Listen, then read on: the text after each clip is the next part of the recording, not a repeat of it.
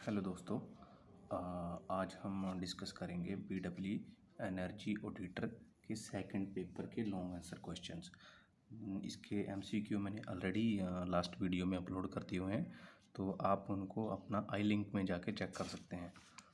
सो अभी हम देखते हैं इसमें जो लॉन्ग क्वेश्चन आंसर थे जो हमारे 5 मार्क्स के पेपर में आए हुए थे।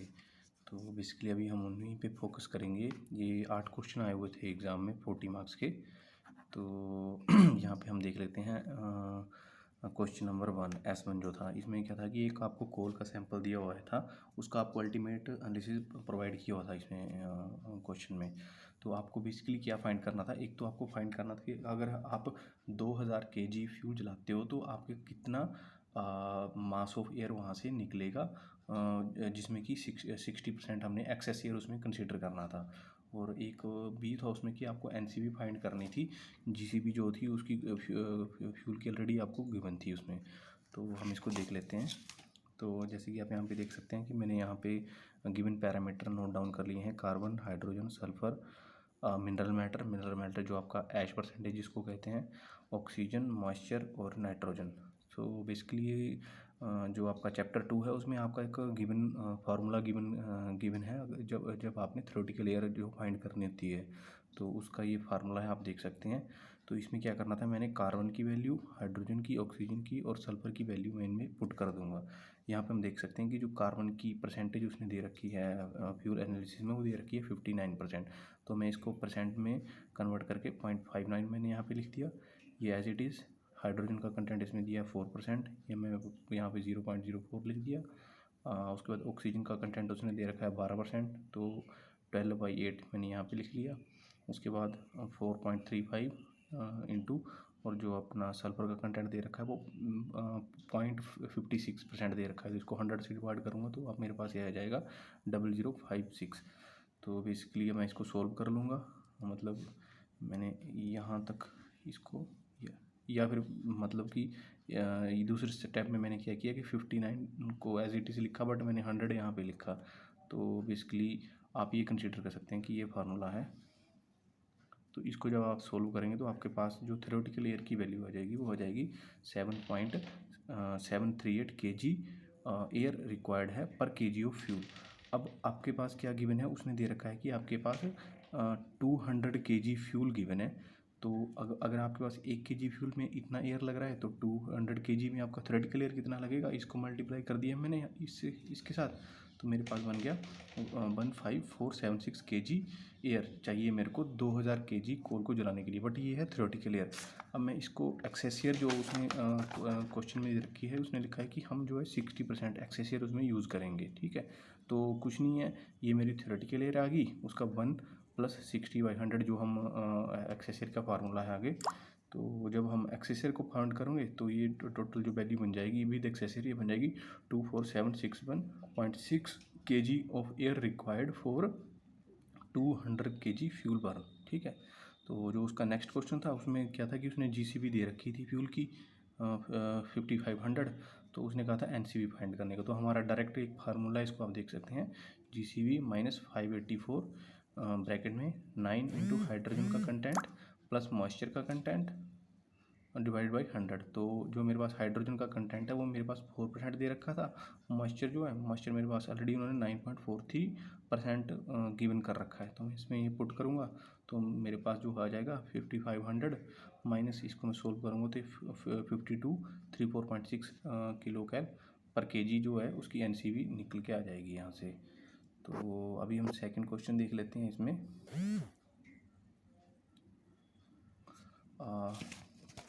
ठीक है, फर्स्ट क्वेश्चन सॉल्व हो गया। उसके आगे इसने रखा है कि सेकंड क्वेश्चन जो था, name any 5 parameters required for determination of furnace oil fired reheating furnace efficiency by direct method. तो ये तो एक थ्योरेटिकल क्वेश्चन है, इसको आप बुक से भी देख सकते हो कि क्या क्या है, बट भी मैं यहाँ पे थोड़ा सा आपको एक्सप्लेन कर देता हूँ। इसको मैं आपको एक्सप्लेन कर देता हूँ यहाँ पे ना। तो जो मेरे पास निकल के आ रही है वैल्यू, आ रही है, वेट 1 मिनट।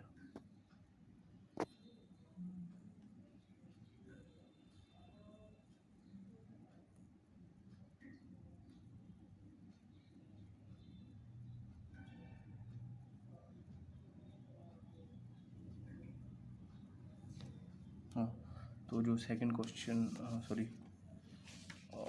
वेट 1 मिनट, हाँ, तो इसमें जो मेरे पास इसने दे रखा है कि डायरेक्ट मेथड से मेरे पास जो एफिशिएंसी निकालने का फार्मूला होता है कि हीट स्टोक में कितनी हीट गई और मैंने हीट इनपुट कितनी करी इनटू 100 कर दिया, मतलब कि ये अपना इनपुट हो गया, ये मेरा आउटपुट हो गया। तो जो इसको मैं QS से शो कर सकता हूँ कि हीट स्टोक में कितनी है। तो M मेरा हो गया कि मास कितना था मेरा बिलेट या फिर जो मैं गट्ठा गर्म करूँगा उसमें, उसकी स्पेसिफिक हीट कितनी है और वो किस टेम्परेचर से लेके किस टेम्परेचर तक गया, इसको मैं पुट करके मेरे पास इसमें हीट निकल आएगी कितनी है। तो वही बेसिकली M मास हो गया, CP उसकी स्पेसिफिक हीट होगी, T फाइनल टेम्परेचर या T1 इनिशियल टेम्परेचर। वो जो मेरा इनपुट होएगा कि कितना फ्यूल लगा, उसमें मेरे को पता होगा कि मेरा फ्यूल कितना लगा और उसकी GCV कितनी है। तो ये मेरे पास टोटल हीट कंटेंट इनपुट आ जाएगा, मतलब ये क्वांटिटी फ्यूल कितना लगा और GCV कितनी थी उसकी। तो इन दोनों का जो डिफरेंस होएगा वो मेरे पास, सॉरी जो डिवीज़न होएगा मेरे पास, वो क्या बन जाएगा यहाँ पे, वो अपना एफिशिएंसी यहाँ पे बन जाएगी। ठीक है, तो सेकंड क्वेश्चन जो था वो ऐसे हो जाएगा। उसके बाद हम देख लेते हैं थर्ड क्वेश्चन। तो बेसिकली जो थर्ड क्वेश्चन था ये थोड़ा ट्रिकी था, बट इसको हम सोल्व करते हैं अभी। इसमें क्या गिवन कर रखा था इन्होंने, बेसिकली इसने बोल रखा था कि एक कैटल है, मतलब जो आपका बर्तन है, ठीक है, उसमें क्या है कि 700 kg जो मिल्क है वहाँ पे। तो उसको मैं क्या कर रहा हूँ, मैं उसको गर्म कर रहा हूँ, मतलब कि जो आप दूध काटते हैं जैसे अपना घरों में, ठीक है। तो इसके बोलने का मतलब कि जो दूध वो काट रहा है वो 35 डिग्री उसका टेम्परेचर था इनिशियल, उसको 100 डिग्री तक काट रहा है। उसके बाद जो काट काट के आपको पता है कि दूध का वो जो होता है वॉल्यूम जो कम होता जाएगा, क्योंकि उसमें से जो अपना पानी है वो इवेपोरेट होकर निकलता रहेगा। तो यहाँ पे ये बोल रहा है कि उसका 35% मास जो है उसने वो वेपर में कन्वर्ट कर दे रहा है। मतलब कि मान लो कि अगर 100 kg दूध है, ठीक है, तो 100 kg का 35 जो है इवेपोरेट हो गया, तो मेरे पास कितना 65 kg जो दूध बच जाएगा वहाँ पे काट काट के। तो ठीक है, इसने ऐसे सिनेरियो दे रखा है, बट जो मेरे पास दूध की अभी क्वांटिटी वो 700 kg है। तो आगे हम देख लेते हैं कि दूध की स्पेसिफिक हीट उसने दे रखी है और लेटेंट हीट तो आपको पता ही है कि क्या होती है। जो लेटेंट हीट होती है कि मान लो कि मेरी लास्ट वीडियो आप लेटेंट हीट पे चेक कर लेते हो, उसमें मैंने ऑलरेडी एक्सप्लेन किया होगा कि लेटेंट हीट क्या होता है। तो 1 kg के ऊपर जो लेटेंट हीट है वो 525 किलो कैल पर kg दे रखा है। अब इसने बोला है कि इसको कंसीडर करते हुए ये कैलकुलेट करो कि मेरी स्टीम कितनी लगेगी। ठीक है, तो मैं इसको बेसिकली थोड़ा सा आपको एक्सप्लेन कर देता हूँ यहाँ पे। ये देखो, यहाँ पे मान लो कि एक बर्तन है, उसमें मैं दूध काट रहा हूँ यहाँ पे, ठीक है। तो उसको मैं जैसे घरों में हम तो नॉर्मल अपना फायर से दूध को गर्म करते हैं, ठीक है, कि कढ़ाई रख दी और नीचे से अपना है वो गैस चला दिया या फिर कुछ। बट जो आपके प्रोसेस प्लांट होते हैं तो वहाँ पे आग तो यूज़ करेंगे नहीं, तो वहाँ पे जो हीटिंग होती है वो स्टीम के थ्रू होती है। तो यहाँ पे क्या हो रहा है कि यहाँ से स्टीम आ रही है आपकी, और ये इसके साइड में कॉइल्स लगी हुई हैं, और जैसे स्टीम अपना पानी में कन्वर्ट होगा कंडेंसेट, तो यहाँ पे मैंने एक ट्रैप लगा रखा है और ट्रैप से कंडेंसेट अपना बाहर आ जाएगा।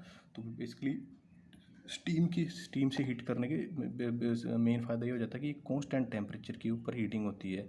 अब मान लो गैस के ऊपर मैं टेम्परेचर कर रहा हूँ तो कभी फ्लक्चुएट कर जाएगा गैस का वो जो होएगा, और हीट मतलब कि जो गैस का टेम्परेचर होएगा सॉरी उसका फ्लेम का वो अलग होएगा। बट यहाँ पे मेरे पास फिक्स, मेरे को पहले से पता है कि मेरे इतने kg की स्टीम में यूज़ करूँगा तो उसका इतना टेम्परेचर होएगा, और इसी स्पेसिफिक टेम्परेचर के ऊपर मेरा दूध गर्म हो रहा है। ठीक है, तो हम देख लेते हैं यहाँ पे क्या सिनेरियो दे रखा है उसने।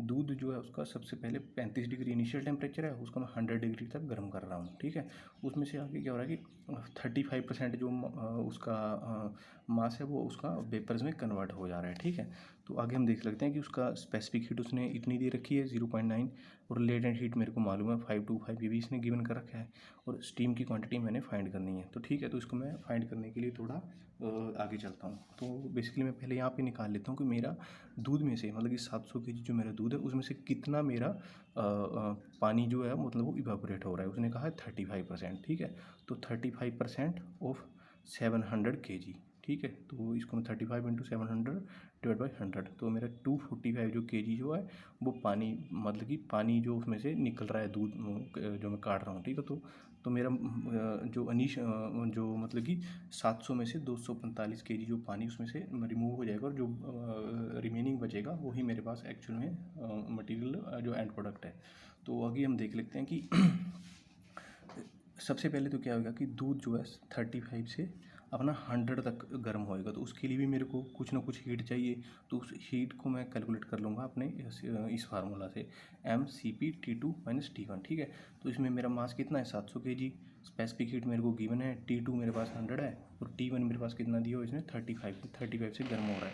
तो यहाँ पे मैं इसको वैल्यू को पुट कर लूँगा 700, 0.9, 100 - 35 इंटू इसको जब मैं कैलकुलेट करूँगा तो मेरे पास ये वैल्यू आ जाएगी। इसको आप कैलकुलेट करके देख सकते हैं, 700 into this and into this. तो ये मेरे पास इतनी हीट जो चाहिए मेरे को सिर्फ दूध को 35 से 100 डिग्री ले जाने में, ठीक है।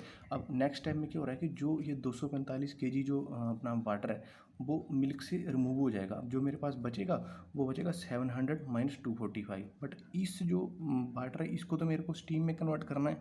तो यहाँ पे भी मेरा मतलब कि हीट लगेगी, क्योंकि तभी हीट अगर मैं प्रोवाइड करूँगा तभी वो पानी अपना स्टीम में कन्वर्ट होएगा ना आगे। तो ये हम देख लेते हैं कि इसमें कितनी स्टीम लग रही है। तो जो यहाँ पे फर्स्ट स्टेप में जो आपका लग रहा है इतना, तो सिर्फ उसको मतलब कि टेम्परेचर रेज़ करने के लिए लगेगी हीट। और सेकंड स्टेप में हम देखते हैं कि जो उसका मास दे रखा है उसने 245 kg, जो मेरा यहाँ से आया कि कितना 35% जो मेरा वाटर जो रिमूव होएगा, ठीक है। तो अब जो वाटर है वो मतलब कि नॉर्मल ओपन पोर्ट में गर्म हो रहेगा, ठीक है। ओपन पोर्ट में क्या होता है कि नॉर्मल एटमॉस्फेरिक कंडीशन में 1 kg का प्रेशर हम लेते हैं, 1 kg पर सेंटीमीटर के, जिसको 1 एटमॉस्फेरिक बोलते हैं। वहाँ पे हमारी जो लेटेंट हीट होती है वाटर की वो 540 होती है, ठीक है। तो हम इसको कंसिडर कर लेंगे कि मेरे पास 1 kg अगर मैंने पानी को मतलब 100 kg पे पानी है मान लो, अगर मैंने इसको स्टीम में कन्वर्ट करना तो हर 1 kg जो वाटर है उसको इतनी हीट लगेगी 540 किलो कैल, ठीक है। तो मेरे पास टोटल वाटर कितना है 245।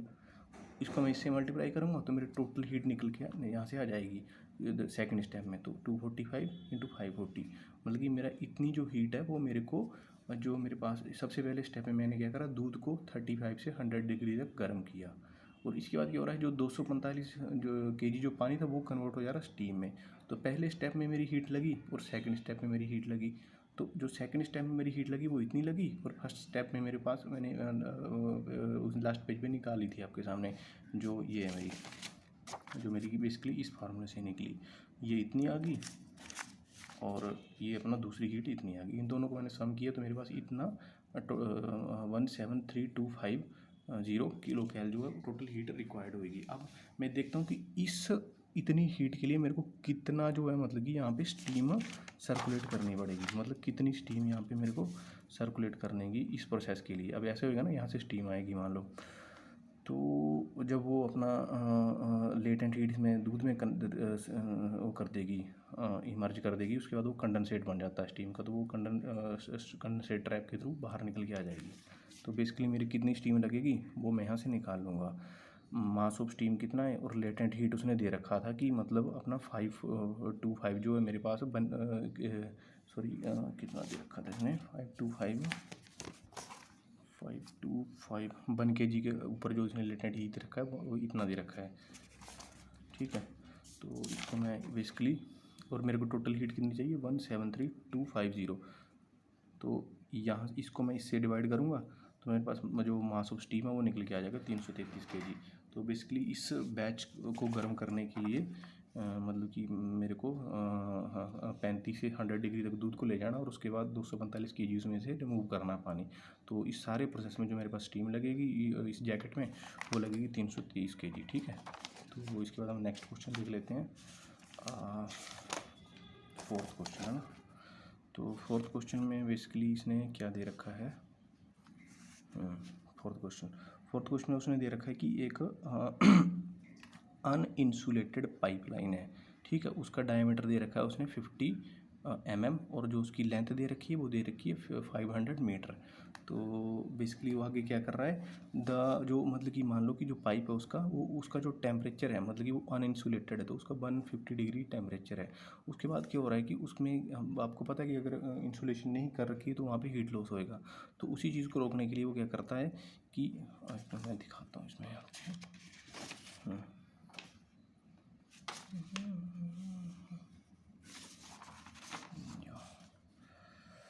ठीक है। तो बेसिकली क्या था, फर्स्ट केस में क्या था कि आपकी पाइप है, इसका जो भी इसमें से मीडिया जा रहा है तो इसका जो सरफेस का टेम्परेचर है वो 150 डिग्री है, बट ये इंसुलेटेड नहीं है, तो यहाँ से आपका हीट लॉस होएगा, ठीक है, क्योंकि इंसुलेशन नहीं कर रहे। सेकंड स्टेप में क्या करता है कि वो यहाँ पे इंसुलेशन कर देता है इस पाइप से क्या होगा कि जो हीट लॉस हो रहा था डायरेक्ट एटमॉस्फेयर में वो थोड़ा सा रिड्यूस हो जाएगा। उसको रिड्यूस कितना हो जाएगा, पहले जो सरफेस टेम्परेचर 150 था वो उसके बाद 50 डिग्री हो गया, ठीक है। तो बेसिकली ये यही पूछने की कोशिश कर रहा कि मेरा कितना रिडक्शन इस प्रोसेस में हीट लॉस जो है वो इंसुलेशन की वजह से रुका है। तो ठीक है, मैं देख लेता हूँ इस पर। तो बेसिकली और जो एटमॉस्फेयर का टेम्परेचर यहाँ पे गिवन है वो 32 डिग्री सेल्सियस। तो रेडिएशन लॉस, तो आप ये बेसिकली एक फार्मूला गिवन है, ये आपकी बुक में है, दिया हुआ है सेकंड बुक में। तो इसमें आप देख सकते हो जो हीट लॉस होएगा किलो कैल पर आवर पर मीटर स्क्वायर, वो मैं यहाँ से निकाल लेता हूँ इस फार्मूले से। 10 एज इट इज़, TS मेरा सर्फेस टेम्परेचर, TA मेरा एम्बिएंट टेम्परेचर जो मेरा 32 गिवन है, 20 एज इट इज़, और इसमें मल्टीप्लाई कर दूंगा सरफेस टेम्परेचर जो पाइप का होएगा और TA एम्बिएंट टेम्परेचर। तो फर्स्ट केस जब मेरा अन इंसुलेशन यहाँ पे नहीं हो रखी है, तो उस केस में जो मेरे पास हीट लॉस हो रहा है वो इतना हो रहा है। मैं सेम वैल्यू यहाँ पुट कर दूंगा, 10 as it is, TS surface temperature 150, ठीक है, TA ambient temperature 32, surface temperature 150, ambient temperature इतना। और जब इसको आप सोल्व करोगे तो मेरे पास ये निकल के आ जाएगा 1876.2 किलो कैल पर मीटर स्क्वायर पर आवर, ठीक है। उसके बाद सेकंड स्टेप में हम चलते हैं, उसमें क्या करता है कि यहाँ पे इंसुलेशन कर देता है। तो सेम फार्मूला यही लगेगा, बट इसकी जगह जो TS है वो अब यहाँ पे 50 आ जाएगा, बस इतना चेंज है इसमें। तो same as it is 10 + 50 - 32 divide by 20 और 50 - 32, ठीक है। तो ये निकल के मेरा इतना आ जाएगा किलो कैल पर मीटर स्क्वायर। अब मेरे को क्या करना है, ये तो मेरा मतलब कि पर मीटर स्क्वायर बेसिस पे निकली है हीट लॉस। अब मेरे को क्या करना है कि पाइप का एरिया फाइंड करना है कि इस पाइप का एरिया कितना है। तो बेसिकली दो टाइप के एरिया होते हैं पाइप के, एक होता है कर्व्ड सरफेस एरिया और एक होता है टोटल सरफेस एरिया, ठीक है। वो जो कर्व्ड सरफेस एरिया होता है वो सिर्फ आपका ये वाला एरिया लेगा, मतलब कि यहाँ से लेके यहाँ तक, सॉरी मतलब कि मैं थोड़ा एक्सप्लेन करूँ इसको। तो कर्व्ड सरफेस एरिया होगा कि मान लो ये पाइप है, सॉरी मैं पाइप है, ये सिर्फ इस साइड का एरिया लेगा, बाहर का। इसमें जैसे पाइप का ये भी एरिया होगा, जैसे पाई आर स्क्वायर करके जो हम सर्कल का एरिया निकालते हैं, तो वो ये एरिया नहीं होगा कंसिडर करता है इसमें पाइप में, जो आपका कर्व्ड सरफेस एरिया।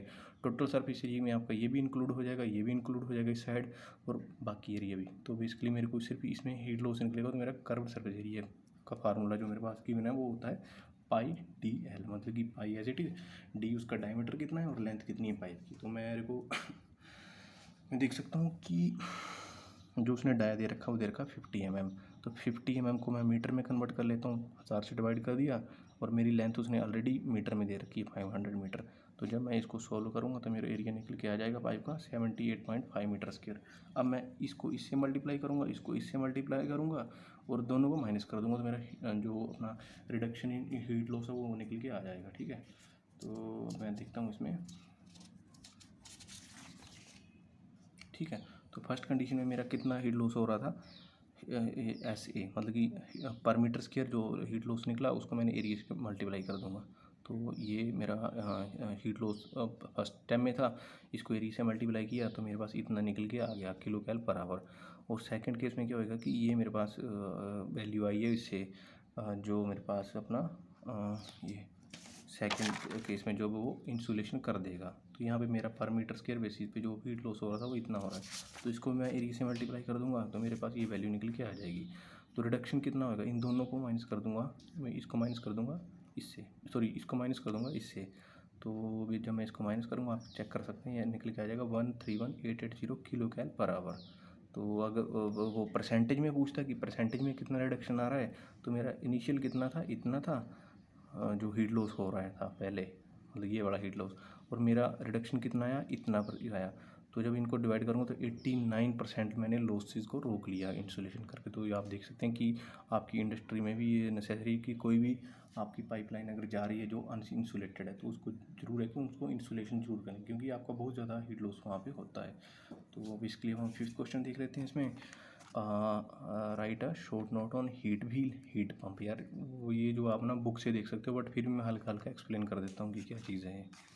तो बेसिकली जो हीट व्हील होता है ना आपका, वो क्या होता है कि एक रीजनरेटर टाइप में काम करता है। जैसे आपको पता है कि आपका APH होता है, उसमें इनडायरेक्ट कॉन्टैक्ट जो होता है अपना, मान लो कि यहाँ से फ्लू गैस जा रही है, यहाँ से फ्रेश एयर आ रही है एक पाइप के थ्रू, तो यहाँ पे बेसिकली इनडायरेक्ट हीट एक्सचेंज होता है। बट इन केस में क्या होता है कि जैसे मान लो आपका, मैं कैसे समझाऊँ आपको इसको, कि मान लो कि ये मेरी पाइप है, ठीक है। पहले इसमें से क्या जाएगा, ठंडा पानी जाएगा मान लो, ठीक है। तो ये पाइप गर्म हो जाएगी, फिर मैं ठंडे पानी को रोकूंगा, फिर सेम उसी पाइप के अंदर से मैं गर्म पानी, सॉरी अपना दूसरा पानी, सॉरी पहले गर्म पानी जा रहा है मेरा, तो ये हीट अप होगी पाइप। फिर मैंने क्या करा, उसमें से ठंडा पानी निकाला, तो मतलब सेम पाइप के बीच से निकल रहा है वो, तो वो पानी वो हल्का हल्का गर्म हो जाएगा। तो इस कंसेप्ट को जो आपको रीजन जो बोलते हैं वो आपका रीजनरेटर टाइप का हीट एक्सचेंजर होते हैं। तो बेसिकली जो ये अपना हीट व्हील है, सेम इसी टाइप फॉर्मूले पे काम करता है। इसमें क्या होता है कि आपका मान लो एक ना वो जैसे भील टाइप होता है, तो भील में क्या होगा, पहले हॉट फ्लू गैसेज जाएंगी, वो स्पॉन्ज जो होंगे उसमें, तो वो हीट वहाँ पे ऑब्जॉर्व हो जाएगी। उसके बाद क्या होगा, उसको घुमा देगा, उसके बाद उसमें से फ्रेश एयर निकलना स्टार्ट, सॉरी अपना जो कोल्ड एयर है वो निकलेगी, तो हल्की हल्की गर्म हो जाएगी। तो बेसिकली हीट व्हील जो है सेंसिबल हीट को इंक्रीज़ कर देगा, ठीक है। तो ये जो आगे थोड़ा बुक में आप पढ़ सकते हैं इसमें कि 85% एफिशिएंट होता है, और सेंसिबल हीट जो मतलब कि सेंसिबल हीट को वो करता है, मतलब कि अपना कैप्चर करता है, ठीक है। और डाया इसका 21 मीटर तक जा सकता है, 20 मीटर का में काफ़ी बड़ा डाया, ठीक है। तो ये बुक से आप नोट कर सकते हैं, इसमें कोई वो नहीं है। बाकी हीट पंप मैं थोड़ा सा डिस्क्राइब कर दूँ। जैसे आपके घर में मान लो एसी होता है, एसी क्या करते हैं आप गर्मियों में यूज़ करते हैं। मान लो इसमें क्या होता है कि जैसे आपने पढ़ा है, सिस्टम होता है और एक होता है सराउंडिंग, ठीक है। एसी के केस में क्या होता है आपके पास, एसी के केस में आप क्या करते हैं, बाहर आपका टेम्परेचर ज़्यादा है और आपको रूम को ठंडा करना है, तो वो बाहर से सॉरी रूम से क्या करता है, आपका हीट को बाहर फेंक के निकाल देता है। बट सर्दियों में क्या होता है, बाहर टेम्परेचर आपका ठंडा है और आपको कमरा गर्म करना है। अब पहले क्या हो रहा था, रूम से आपका हीट बाहर निकाल रहा था एसी, बट हीट पंप के केस में क्या होगा, वो क्या करेगा, बाहर से हीट आपके कमरे में छोड़ेगा। ये तब आप चाहिए होता है जब आपको ठंड का मौसम होता है, ठीक है। तो बेसिकली आप यहाँ पे देख सकते हैं, मैंने ये थोड़ा सा ड्रॉ किया सराउंडिंग सिस्टम। अब इस केस में क्या है, आपके पास जो आपका सिस्टम वो रूम है। अब आप क्या कर रहे हो, आप सर्दियों में क्या करोगे, आप बाहर से गर्मी लेके अपने कमरे में दे रहे हो, जबकि बाहर ऑलरेडी ठंडा टेम्परेचर है। बाहर का टेम्परेचर कितना होगा, 2 डिग्री 3 डिग्री, बट आपका रूम का टेम्परेचर 25 डिग्री। तो आप सोचो कि कैसे होएगा। तो वो क्या हो रहा है कि वो ठंड में से ही गर्मी को बाहर, ठंड में से ही टेम्परेचर को मतलब हीट को आपके गर्म उसमें फेंक रहा है। बट एसी के केस में क्या होगा कि आपके रूम से हीट को बाहर फेंकता है। हीट पंप जो उसका रिवर्स काम करता है, जो अपना रेफ्रिजरेशन या एसी होते हैं आपके। तो बेसिकली इसमें कुछ नहीं, कंप्रेसर लगे होते हैं, वर्क इनपुट करता है ये, उसने बाहर मतलब T1 जो है लोअर है टेम्परेचर आपका, T2 रूम का टेम्परेचर आपका गर्म है, तो ये लोअर टेम्परेचर से हीट उठाएगा और हायर टेम्परेचर में फेंकेगा। तो इसमें मेरा डिज़ायर्ड इफेक्ट क्या है, डिज़ायर्ड इफेक्ट मेरा ये है, एसी के केस में क्या होगा, मेरी हीट कितनी निकली वो मेरा डिज़ायर्ड इफेक्ट होएगा कमरे से। बट इस केस में डिज़ायर्ड इफेक्ट होगा कि कमरे में कितनी हीट मेरी एंटर कर रही है ये, ठीक है। तो डिज़ायर्ड इफेक्ट हो गया मेरा ये। तो इसको आप थोड़ा यहाँ पे देख सकते हैं कि जैसे आपका इवेपोरेटर लगा होता है, इवेपोरेटर में आपकी हीट अब्जॉर्ब करेगी सराउंडिंग से, और एक कंप्रेसर क्या करेगा, उसको हाई प्रेशर में कन्वर्ट कर देगा। इसके बीच में रेफ्रिजरेटर घूमते हैं, ठीक है। तो हाई प्रेशर में कन्वर्ट हो जाएंगे, हाई प्रेशर, और उसके बाद कंडेंसर लगा होगा आपके, मतलब कि आपके रूम के पास लगा होगा, वो वहाँ से हीट आपके कमरे में छोड़ देगा, ठीक है। तो उसके बाद वो रेफ्रिजरेंट जो ठंडा हो जाएगा, जो ये साइकिल में चलता रहेगा। बस ये होगा, ये जो बाहर से आपकी एयर है, ये रेफ्रिजरेंट को गर्म करेगी, रेफ्रिजरेंट गर्म हो जाएगा और कंप्रेसर की मदद से उसको हाई प्रेशर में कन्वर्ट करके हम कंडेंसर के थ्रू रूम में आपके हीट फेंक देते हैं। इसमें मैं एक अलग से वीडियो बना दूँगा कि कैसे जो वर्किंग कर रहा है, ठीक है। बट अभी आप ऊपर ऊपर ये समझ लो कि ऐसे काम हो रहा है इसमें। तो उसके बाद जो मेरा क्वेश्चन था S6, ठीक है। S6 में क्या दिख रखा है इसने कि काउंटर फ्लो प्रोसेस दे रखी है, ठीक है। तो इसने यहाँ पे पूछा है, ठीक है, चलो देख लेते हैं इस क्वेश्चन को भी। S6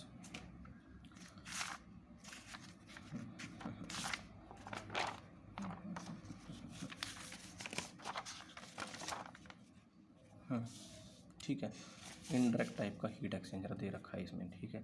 तो इसमें क्या हो रहा है कि एक स्ट्रीम जो है वो जो मतलब कि कोल्ड है वो 30 डिग्री पे एंटर कर रही है और 42 डिग्री के ऊपर निकल रही है, और हॉट स्ट्रीम 95 से अपना 55 डिग्री के ऊपर आ रही है। मतलब कि आपका इनडायरेक्टली हीट एक्सचेंज हो रहा है, मतलब कि ये अपनी हीट इसमें दे रहा है, क्योंकि यहाँ पे इसका टेम्परेचर 95 यहाँ पे 55 हो गया।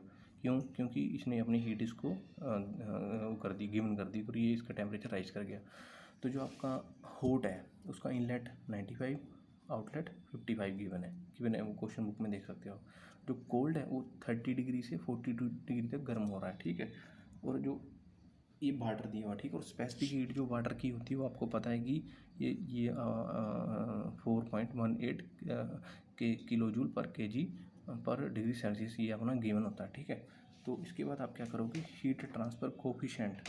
अच्छा, जो हीट ट्रांसफ़र कोफिशेंट है हीट एक्सचेंजर का, मान लो कि ये पाइप है एक, इसमें से हीट एक्सचेंज हो रहा है, ये मतलब कि डायरेक्ट कॉन्टैक्ट नहीं है, बट इस मटेरियल की भी तो एक प्रॉपर्टी होगी ना। मान लो अगर ये नॉन कंडक्टेबल मटेरियल है तो हीट वो जाने नहीं देगा। जैसे आप ये होते हैं इंसुलेशन वाला मटेरियल होता है, इंसुलेशन हीट गर्मी नहीं होती है क्योंकि वो हीट को आगे जाने नहीं कर देती है। बट आपके जो मेटल होते हैं वो क्या करते हैं, हीट को मतलब कि कंडक्शन के थ्रू आगे ट्रांसफ़र कर देते हैं। तो जो इसका हीट ट्रांसफ़र कोएफिशिएंट दे रखा है वो अपना ये दे रखा है इसने 762 watt metre square degree Celsius. तो इसको आप किलो वाट में कन्वर्ट कर लेंगे 1000 से डिवाइड करके, क्योंकि वाट में था, किलो वाट में हो गया आपका, ठीक है।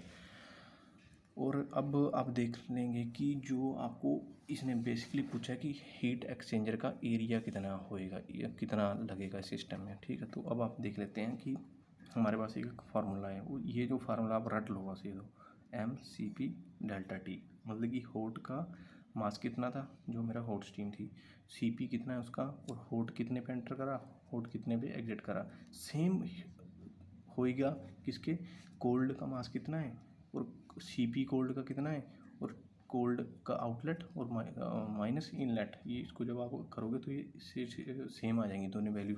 बट मेरे केस में क्या है कि मेरे को गिवन जो है वो है, इसमें मास किसका दिया है मेरे पास, इसने ये रेट 10 मीटर स्क्वायर का दे रखा है, but the flow rate of water is 10 metre. और ये हॉट है, हाँ ये हॉट मीडिया का टेम्परेचर दे रखा है इसने, सॉरी फ्लो दे रखा है, ठीक है। तो मैं यहाँ पे इसको ले लूँगा, सॉरी कोल्ड दिया है तो हॉट दिया है इसने। Counter flow exchanger, the flow rate of water is this,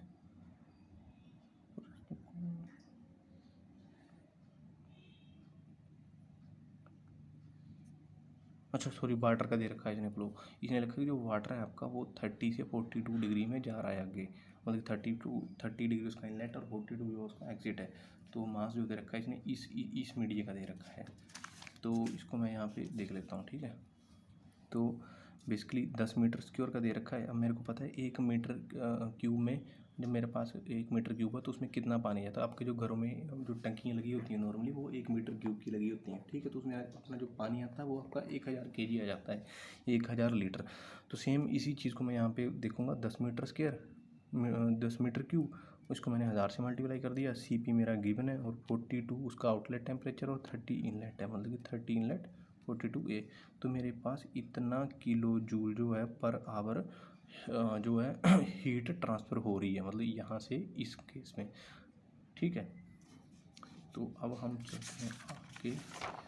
तो अब आपको पता है कि जो है मेरे पास हीट एक्सचेंजर का एरिया निकालने के लिए मेरे को LMDT टेम्परेचर फाइंड करना पड़ेगा।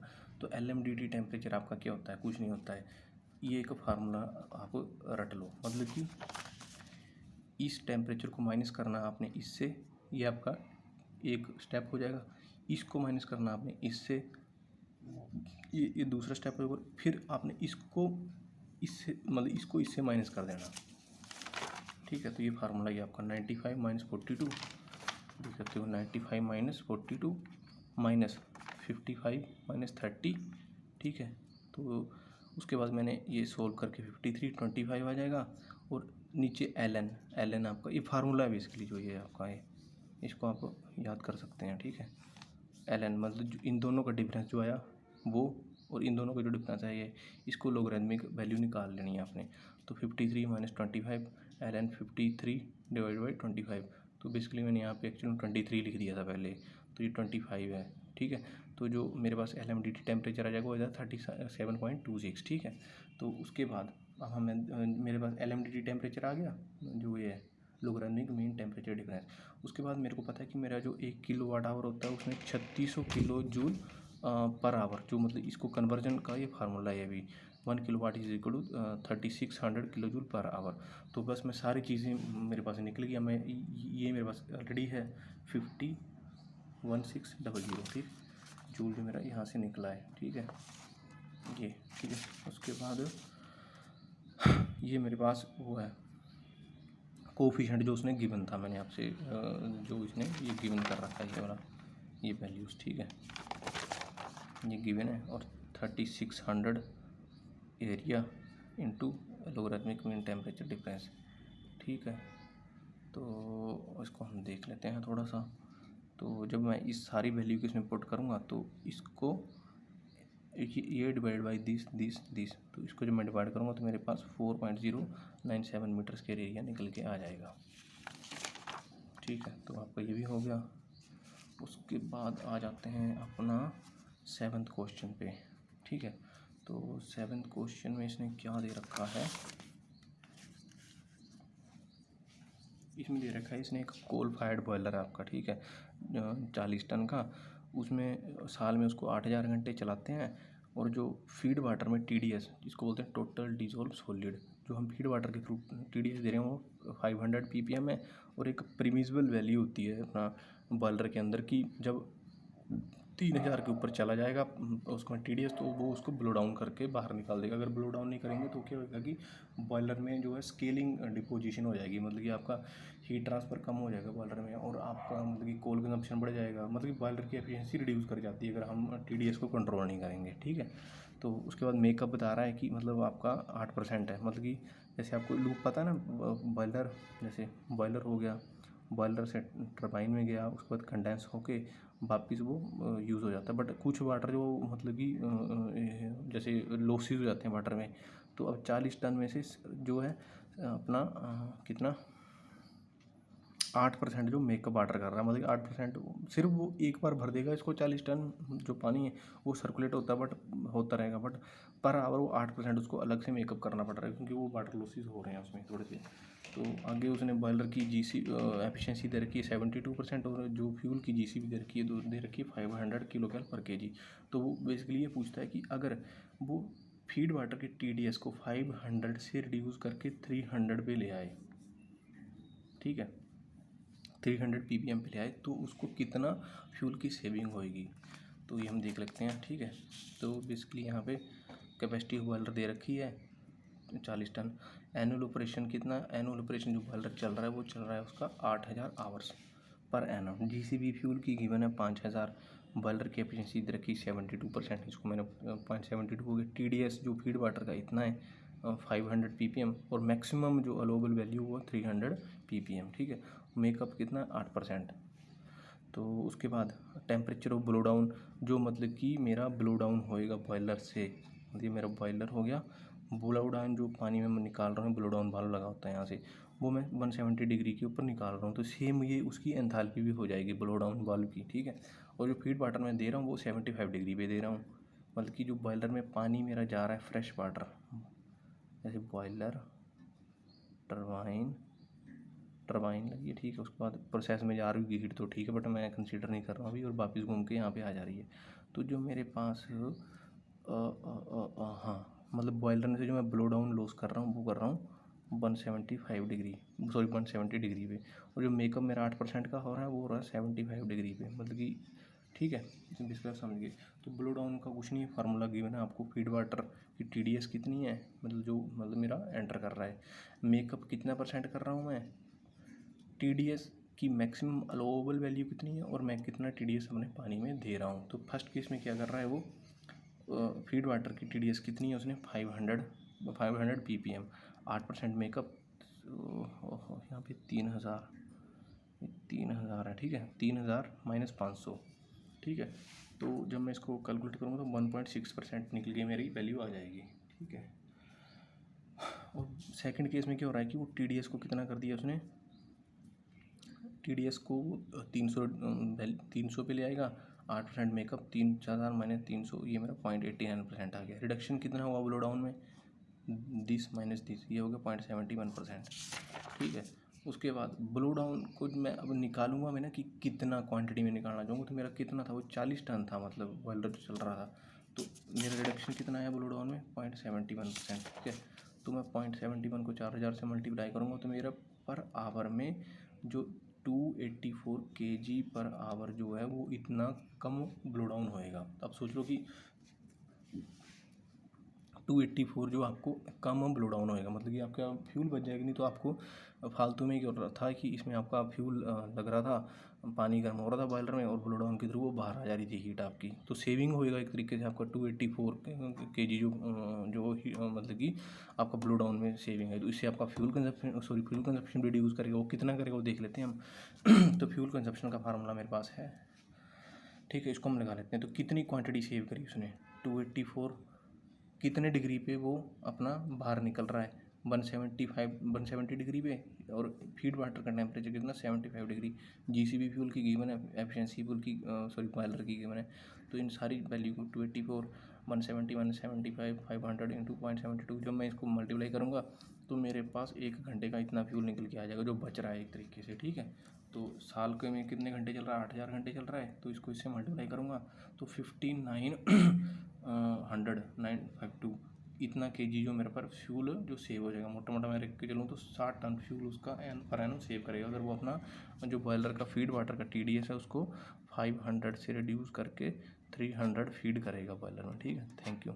सो इसके आगे एक क्वेश्चन और है अपना, S8।